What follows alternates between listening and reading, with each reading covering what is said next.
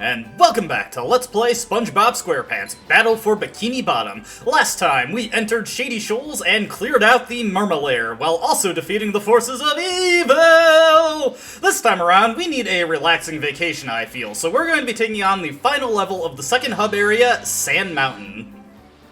As you can imagine, this level is pretty heavily based around the slide mechanic of this game, so get excited for a lot of complex sliding levels. Sand Mountain, where sea creatures go to enjoy an afternoon of falling down. Squidward, am I glad you're here. I need to borrow your toothbrush again. What? You've used it before? Oh yeah, lots of times. I figured if you didn't know, you wouldn't mind. Fine. What do I care? I'm a wreck anyways. I try and get some exercise to relax from all this robot mess, and now everything is ruined. Because of a toothbrush? No, it's those blasted robots! They've taken over the ski slopes! How can I ski with those ugly things beating everyone up? Listen, SpongeBob, you've gotta help me!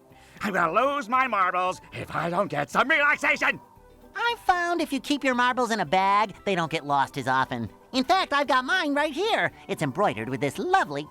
Forget the marbles! I've got a better idea. If you get rid of the robots at the bottom of every slope for me, I'll give you one of those golden spatulas.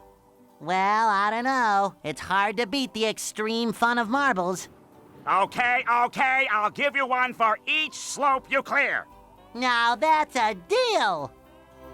Who knew that SpongeBob could also be quite the shrewd negotiator? He isn't just being exploited by Mr. Krabs all the time. Anyways, heading into Sand Mountain, we want to destroy this kid's Sandman that they worked so hard to create because it opens up the path to a sock. And by opens up a path, I mean it drops a sock right behind us. There is another sock very shortly into the level. If you look at the status screen here, we got exactly 10 socks to collect, so we'll be able to get an extra golden spatula from Patrick at the end of this little excursion into Sand Mountain. Sorry, the camera was going a little wild there. My right analog presses, not exactly on point.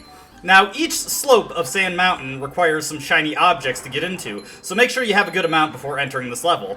But there is, of course, quite a few things we'd like to do before that. Also, that was terrible positioning to deal with the Chuck, and I did not feel like jumping out, risking myself in order to get him. Heading up here, we can get atop the ski lodge. Hey, there's Gary. Let's talk to him. Meow. Hi, Gary. Not too much to say to SpongeBob, but why don't we hit this switch over here and see what that does for us? Looks like it opens up some swing points for Sandy. I think I can tell how we're going to get that golden spatula up there, but before we do that, we've also got a clam here requesting some shiny objects, and hey, do I see something over there? Hello, my most favorite friend in the whole world. I found another golden Oh, boy! Can I have it? Sure, if you fall down to the bottom of this pit. Isn't there a safer way? It's always safety with you people. I suppose you could bungee down. Well, looks like Plankton wants SpongeBob to kill himself. Now, sorry that I skipped through the end of the first line of dialogue you had there, twitchy thumb. But hey, easy golden spatula to start the level out. Sand Mountain is a bit of a breather in terms of just completing the primary objectives of the level. Here we've got an easy spatula to get from a simple bungee mission, much more rewarding than the rock bottom bungee, which only gave us a sock. 10 times as valuable, in fact. Now let's get Sandy into this level. Sandy, unfortunately, much like Patrick in the Mermalair, does not get too much to do in this level. The first thing we're going to do with her is get that golden spatula. Ow! You don't say. Well, there must be a way up there. Not too much to say there from Gary, but it's not like it was too important. We've already figured out what we needed to do. This Chuck is going to be annoying for us. I don't feel like fighting him just because I do not have an exactly great position to take him out from. But yeah, Sandy, unfortunately, does not get to too much in this level for reasons that I'll get into once we actually enter one of the slopes. But for right now, she can at least get us a golden spatula by using her signature swinging here. Also, I've been having problems actually hitting the B button properly to swing like you're supposed to. Alright, let's get our golden spatula here. And now we can make our way onto the slopes. We want to switch over to SpongeBob real quick, and once we have done that, we will start from the one that is on the right. Going from right center to the left is increasing difficulty for the slopes that you have to go through in this area. You can see a purple shiny object up there. I don't feel like getting it. We're just going to enter the Guppy Mound.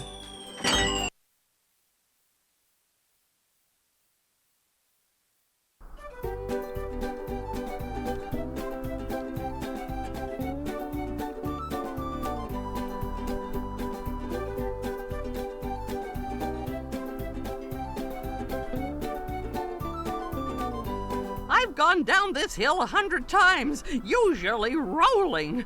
Darn kids think it's funny to push me, but if you can beat my time down the hill, I'll give you a golden spatula. Sounds like a good deal to me, Mrs. Puff. 1 minute and 21 seconds in order to beat your time? I think we can do it. Now, the reason Sandy, unfortunately, does not get too much use in this level is for no obvious reason. She is not permitted to actually participate in the time trials. The characters at the top of the mounds will only allow SpongeBob to take the time trial challenges. And yes, every single slope has a time trial for us, so we're going to be doing quite a few of these. The only one that I think is particularly difficult in any capacity is, funnily enough, actually the medium difficulty one. We'll be getting into why when we get to it. Want to jump up onto this slope right here to go through a bit of an indie boulder chase sequence. You probably saw a swing point for Sandy up there. I'm gonna be honest with you, Sandy actually does pretty poorly on these slopes because if you activate her glide while she's going down them, she actually loses basically all her momentum. You want to slow down a little bit here so you can make that turn properly and get that sock. The next sock on this slope, fortunately, we don't have to slow down at all to reliably get it, so now we can just keep going top speed. Remember that you do not actually have to hold forward. Oh no! Ooh, that was close. You do not actually have to hold forward to increase your speed, and in fact, it's probably kind of a bad idea because you might start sending yourself curving in a direction you don't want to. You just have to not be holding back to maintain top speed. As you can see, even slowing down a bit and almost falling, we finished this one with plenty of time.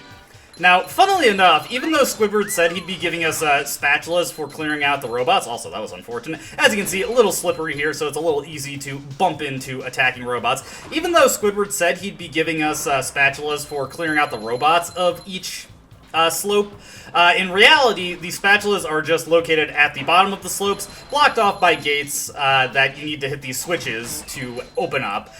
You do not actually need to kill the robots if you don't want to. And yes, you may be suspecting this. There are, in fact, ways to get around those gates and just collect the spatulas without destroying any robots, thus cheating Squidward on his part of the deal. That's neither here nor there, though, and it's not something I'm going to do because it involves using specific glitches that I do not exactly have the ability to set up at the moment due to lacking, well, the ability. At the bottom of each slope, there is a door that takes you back to the central Sand Mountain area, but we want to take this box back. Congratulations! You pass with flying colors! Because, of course, we have to collect our reward from Mrs. Puff, another golden spatula. Who would have thought it? And it's not like she told us what she was going to give us when we beat her time. We had to purely guess that, and believe me, it is a tough thing to piece together or to puzzle out. With that taken care of, we can now make our way to the intermediate slope of Sand Mountain, which is located, as mentioned previously, in the center. So let's try and not get hit by this chuck, and make our way to Flounder Hill.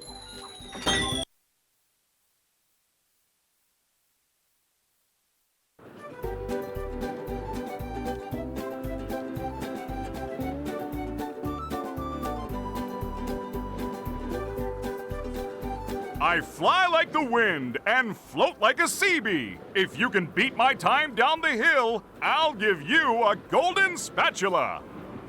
Oh, you're on, Bubble Buddy. 2 minutes, and this is actually a really tight time limit to beat for this slope. You have just barely enough time, even if you take some of the shortcuts dotted around it. Hey, another Sandman. Well, I bet we can get another sock. What do you mean, 1 of 8? This is probably the most infamous sock in the game. There are 7 Sandmen located on the slope itself, and 1 located at the top of it, and you have to smash all of them in order to get a sock to appear at the base of the slope. Several of the Sandmen are located on mutually exclusive paths, so it is impossible to get all of them in a single run, and if you happen to fall into a pit, the Sandmen that you've destroyed reset. Super annoying mission, and I'm not going to try and do this in 2 passes here just because I'm not confident I can actually beat the time limit if I go for that.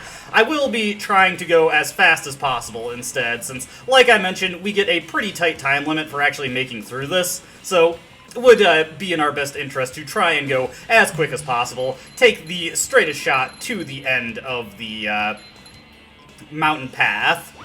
One thing to note about the jumps here is that they are actually denoted for you what kind of jump you need to make in order to clear them reliably. Blue lines indicate that you need to jump twice, while orange lines, and there's a shortcut you can do there to get a decent time cut, orange lines mean you only have to do a single jump. You probably noticed that there was a Sandman that I passed up on there. That does mean it's going to necessitate a 3rd trip around, but that's not a big deal. I'm just going to try and point out the Sandmen as we pass them by, and I'll probably just be doing like a supercut of me hitting them all. This sock is just really annoying, and it doesn't really organically fit into a recording particularly well.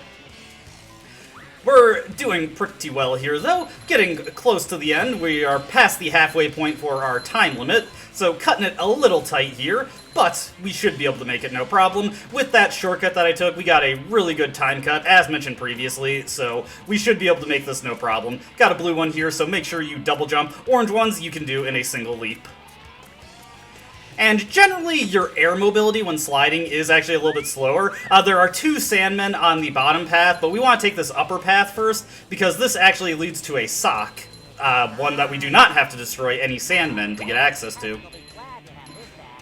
Patrick, how could you possibly lose socks here? What have you been doing, man? And we make it with a cool 12 seconds to spare. Not bad. There have been times where I've gone for more Sandmen in a single pass, and that resulted in me cutting it super, super close. I think it was like 3 seconds I had left, so, and it ended up being for nothing anyway, because I fell into a pit, thus resetting the Sandmen anyway, so yeah, better to just focus on clearing the time trial the first go around, and then you can worry about doing the Sandmen runs. So let's get this switch hit, let's get the pathway open, we'll leave the tartar sauce robot. Oh, right, I only blew up the Duplicatortron here, I didn't actually hit the switch. Well, because I'm going slower than expected, this tartar sauce robot, he can die. As I've mentioned previously, most enemies that normally take 2 hits will die in 1 to a bubble bowl, so easy way to take care of the tartar sauce robots. Alright, let's return to Bubble Buddy to collect our reward for clearing his time trial. Congratulations, SpongeBob! You beat my best time! Here's a spatula! Alright, thank you so much, Bubble Buddy. And now that we've gotten that, I'm going to do my best to get all the Sandmen as efficiently as possible, so let's go.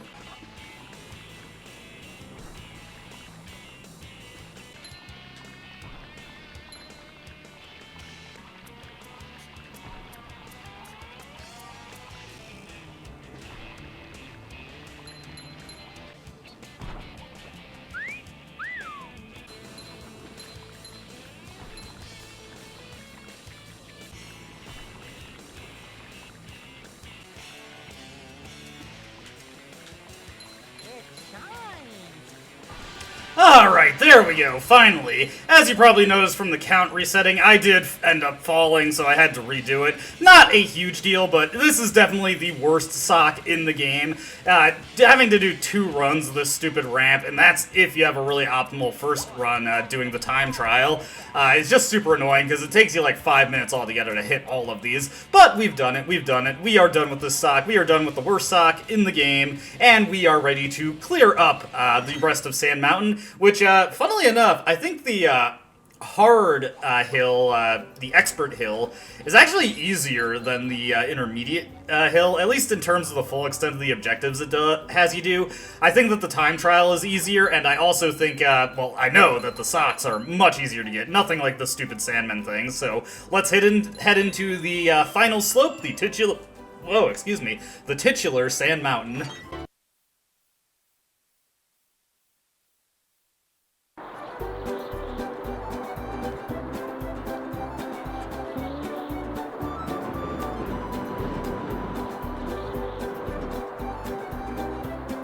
I'm built for speed with this aerodynamic physique. But I'll give you a golden spatula if you can beat my time. Boy, don't sound too confident, Larry. I think I'm more than capable of doing it. This one's a little bit weird with the tikis they got set up here. I don't know if you can actually hit the... Oh, okay. Bubble Bowl can hit that. Nice to know. Nice to know. But yes, now we must challenge Larry's time trial. Larry is a natural athlete, so of course he has a pretty tough time to beat on a tough mountain. Except not really. This time is actually remarkably generous. As long as you hit all the intended shortcuts, you will probably beat this time with about 20 seconds to spare. I've always found the Flounder Hill time to be the much tighter one. I've always come a lot closer with that one, especially if I'm going for as many Sandmen as possible on a single run. So yeah, definitely this one's not that bad. I don't think it's that challenging. Oh no! Of course I say that. And if you happen to fall and die, the time trial is canceled. So let me get right back there. Alright, got that properly on the second try. Those bounce pads, I know it doesn't look like it, but they can actually be tricky to hit. The physics for sliding in this game are extremely weird. A lot of the times, SpongeBob just has a tendency to get locked into a single direction, doesn't make sharp turns very well, and the game will actively fight your ability to turn at times. Anyways, with that boulder that we sent flying with all those loud noises, it opens up a secret path inside the actual sand mountain. You can jump to that purple shiny object and it'll take you to the bottom of the trail, but we actually want to go down it properly because there is a sock at the midpoint of it. And just taking this path in general, even if you don't take the extra shortcut to jump to the bottom, you still get more than enough time to finish the Sand Mountain time trial by taking that path, so don't worry about coming back for the sock on a second run. You should still make it with a good 15 to 20 seconds to clear, just as long as you take that path in general. Alright, here's where it gets a little twisty, a little topsy-turvy, a little bit confusing perhaps, but of course it can only be so confusing since, you know, you're forced on a linear path forward, and whether you like it or not, really. But we're making our way, going off these side paths because they take us into slightly greater amounts of tikis. If we can hit them properly, get a decent combo going. It is possible to hit those all in a single leap, but I didn't line it up quite right. As you can see, the finish line is in view, so like I said, 15 to 20 seconds you can usually clear this with, as long as you hit the big shortcut with the boulder. Oh, come on. At the very least, I'm at the bottom already, and I've already cleared the time trial, so it's not a huge deal. But this is what I talk about with how Chucks can be annoyingly random enemies. Sometimes they'll just completely whip their throws. Other times they will fire them at just the precise moment when you're in the middle of a jump, sending you into a pit. There is one stage of the game where this is a really notorious problem that is easy to start developing a serious resentment for these enemies. SpongeBob, hit the switch. There we go. Chuck, you have challenged my honor. I have to take you out. Cannot let you persist in this world. With that taken care of, we've gotten all the robots. We have gotten all of the switches cleared. We have gotten all of the golden spatulas that we possibly can. We just have to properly collect the one from Larry. Hopefully the game doesn't screw up and rob me of my time trial clear, or I'm gonna be angry. Come on, Larry, give me the spatula.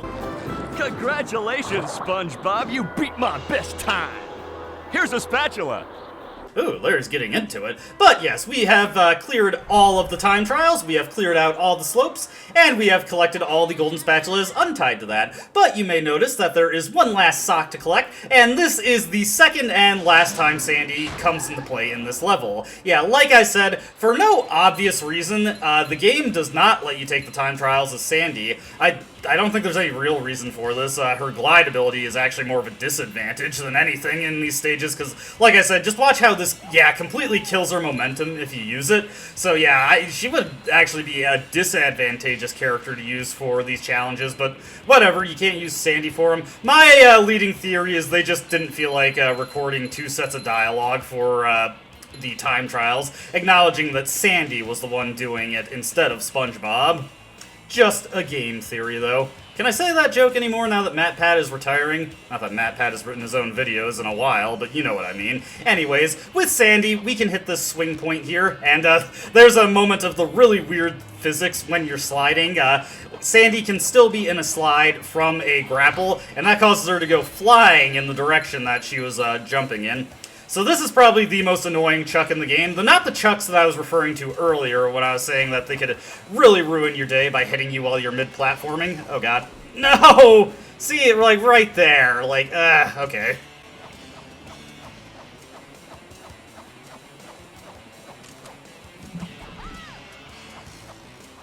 Okay, ooh, that was close. I thought maybe doing the lasso would lock Sandy in place and save me there, but that almost got really, really nasty. Fortunately, we made it out okay. Now that we've done everything there is to do in Sand Mountain, losing my ability to talk once again, you know what time it is, money farming time. There's nothing like the smell of bubbles in the morning. Smells like victory. It is time to run through all the obligatory voice clips of the videos. Next up, of course, is Patrick. No, not Mr. Krabs. We'll be seeing Mr. Krabs after. We gotta see Patrick next. Come on, Patrick. Say the line, Patrick. Say the line. Wow, SpongeBob, you found some! Now they're back home, safe where they belong. Here's your golden back scratcher. Spatula. I don't speak Italian. You will hear that line in your sleep before this Let's Play is over. Next up, of course, we have to visit Mr. Krabs and buy another golden spatula off of him, and he was displeased with me when I tried to skip his dialogue last time, so we'll hear him out improper and complete this time. So, do you want to trade shiny objects for a golden spatula? That's quality craftsmanship, that is. Come again. I'll take your word for that, Mr. Krabs. Regardless of if it's a quality spatula or not, we have more than enough to get through the next toll booth, and as you can see, once we manage to get into the next hub area, we will have access to the Chum Bucket, which we can only presume is the final area of the game. Get excited. Get excited. I will see you then. Bye.